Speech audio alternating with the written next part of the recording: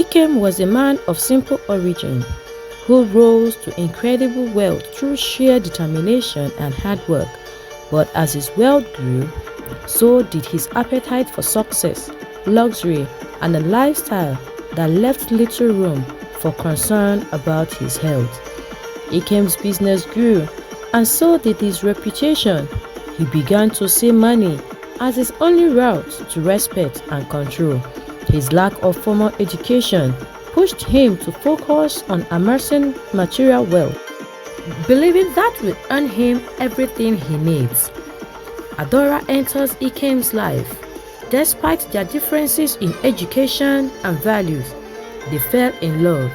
Adaora's attempts to steer Ikem towards a more balanced life were met with resistance, and their relationship began to show cracks, especially as Ikem grew more fixated on his wealth. Adaora noticed changes in Ikem's health, his constant fatigue, heavy breathing, and headache. She urged him to see a doctor, but Ikem brushed off her concerns, too focused on his expanding empire to worry about something as invisible. Ikem decided to build a massive estate in his village, aiming to show his people how far he's come. Adaora questioned the decision, sensing that his motivations were more about ego than anything else, but Ikem remained adamant. Ikem's health began to deteriorate, though he refused to acknowledge the signs. Adaora urged him again to see a doctor, but he brushed her off. He believed that money can solve any problem, including his health issues. As construction of the estate progressed, rumors started to spread in the village. Some villagers began to question Ikem's wealth, speculating that it might be linked to dark forces. Adaora, visiting the site, felt a growing sense of dread. Ikem visited the village king to seek his blessing for the housewarming celebration. The king, wary of Ikem's wealth, agreed to the event but warned that wealth does not protect against everything. Ikem ignored the word caution. Adaora's frustration grew as Ikem became more obsessed with his image. She confronted him about his health and the growing distance between them, but Ikem dismissed her concerns, focused entirely on the housewarming. The final preparations for the housewarming are on the way. Ikem invited the entire village and many important figures from the city. Adaora, since something is wrong, tried one last time to persuade him to see a doctor, but he refused. The night before the grand ceremony, Ikem reflects on his life and the empire he has built. For the first time, he feels a pang of uncertainty, but quickly dismissed it. He convinced himself that the housewarming would cement his legacy. The celebration started, filled with music, dancing and feasting. The villagers are in awe of the estate while Ikem basked in the admiration. Adaora, however, remained uneasy. In the midst of the festivities, Ikem suddenly collapsed. Panic spread through the whole crowd as Adaora rushed to his side.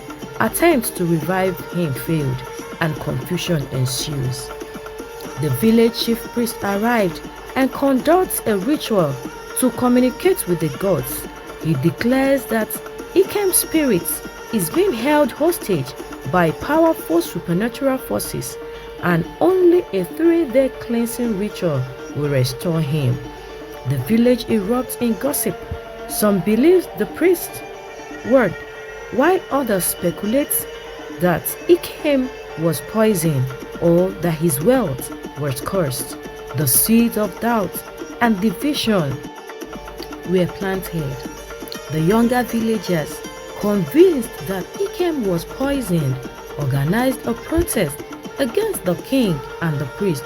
They demanded that Ikem's body be released for burial. rejecting the idea of supernatural interference. Adaora became the center of superstition. The villagers demanded that she participated in strange rituals to prove her innocence. Adaora was horrified but felt powerless as the pressure mounted. Against her will, Adaora was forced to take part in the bizarre and humiliating rituals. The villagers believed that her participation will cleanse any curses that may have been attached to Ikem's wealth. Hope you are enjoying the story.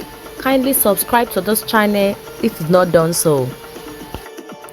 Desperate and feeling trapped, Adaora quietly reached out to a contact in the city for help.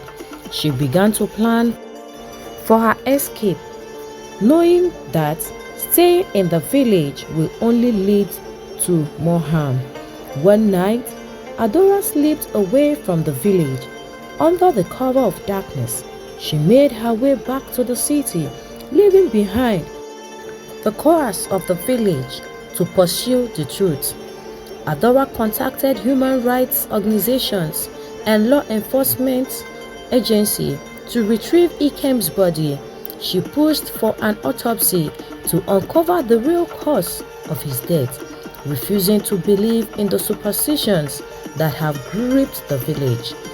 Word of Adaora's escape reached the village, and the king was furious. He ordered the village to cut ties with her, claiming she has defiled the gods by seeking outside help. Adaora faced legal obstacles in retrieving Ikem's body. The village elders, aligned with the chief priest and the king, tried to block her efforts. The tension between tradition and modern law intensified. Human rights groups and law enforcement officials relied behind Adaora, bringing media attention to the case. The pressure on the village to release the body grew, and Adaora's resolve strengthened. Back in the village, the youth continued their protests, demanding justice for Ikem.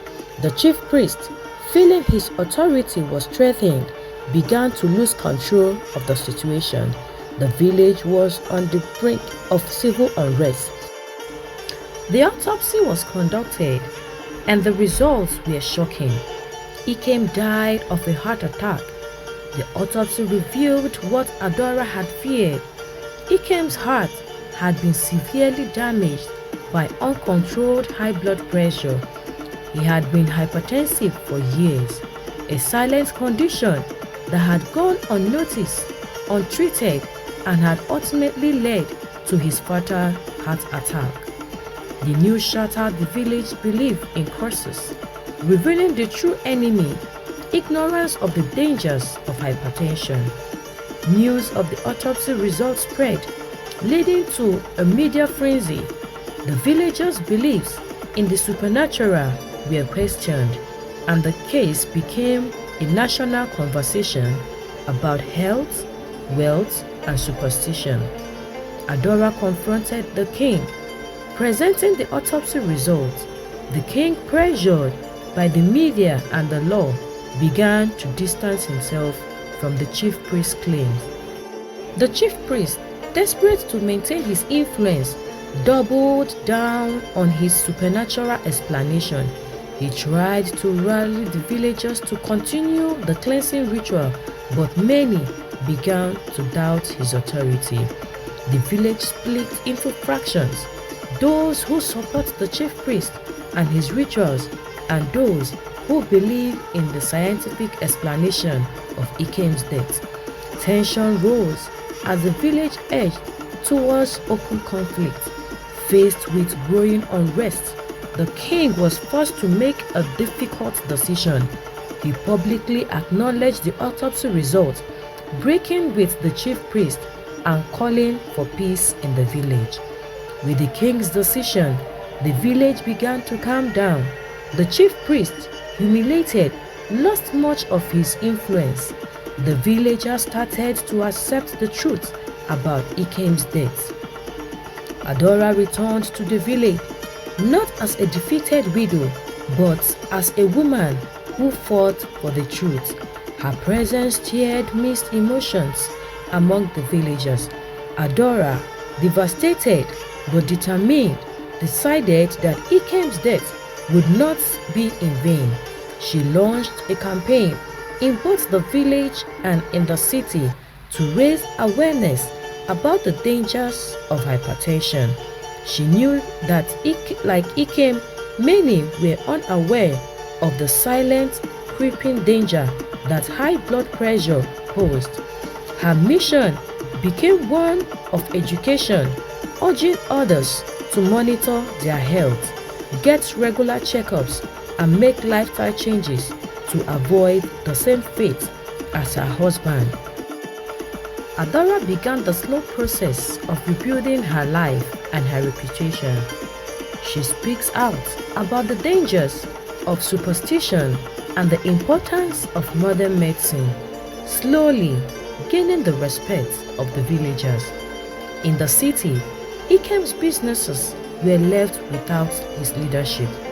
Adaora, now his widow, faces the challenge of taking over the empire he left behind.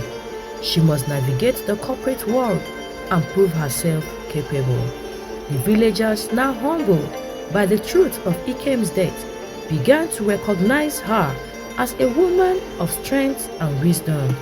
Adaora was invited to speak at a village gathering where she shared her story of courage and the dangers of ignorance and superstition. Adaora reflects on all she has been through: the loss of her husband, the struggles against superstition, and her fight for justice.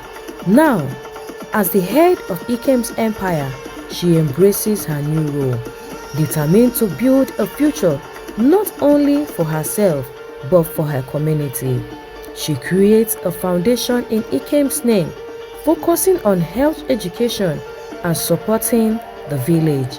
She set up health camps in the village, providing free blood pressure checks and educating people about the importance of healthy diets, regular exercise, and medical checkups.